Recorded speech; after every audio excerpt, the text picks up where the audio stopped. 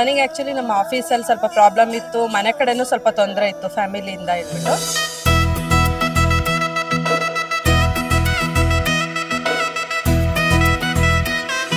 ಇಲ್ಲಿಗೆ ಬಂದು ಕೇಳಿಕೊಂಡು ಒಂದು ವಾರಕ್ಕೇ ನನ್ನದು ಸಮಸ್ಯೆಗಳೆಲ್ಲ ಪರಿಹಾರ ಆಗಿದೆ.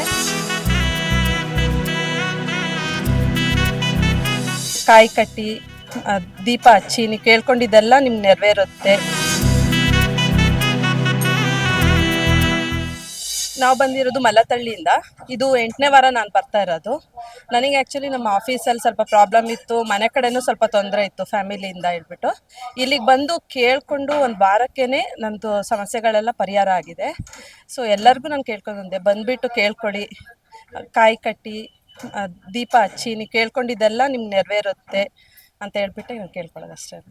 ಈಗ ಬರೋತ್ತಿಗೆ ಇಲ್ಲಿ ಖುಷಿ ಆಗುತ್ತೆ, ಒಂಥರ ಮನ್ಸಿಗೆ ನೆಮ್ಮದಿ ಸಿಗುತ್ತೆ. ಬರ್ಬೇಕಾದ್ರೆ ಏನೇ ಒಂಥರ ಗೊಂದಲ ಇದ್ರು ಮನಸ್ಸಲ್ಲಿ, ಇಲ್ಲಿಗೆ ಬರ್ತಾ ಇದ್ರೆ ಬಂದರೆ ನಿಮಗೆಲ್ಲ ಪರಿಹಾರ ಆಗುತ್ತೆ, ಮನಸ್ಸಿಗೆ ಒಂಥರ ನೆಮ್ಮದಿ ಸಿಗುತ್ತೆ ಇಲ್ಲಿಗೆ ಬಂದುಬಿಟ್ಟು ಅಷ್ಟೇ ಸರ್.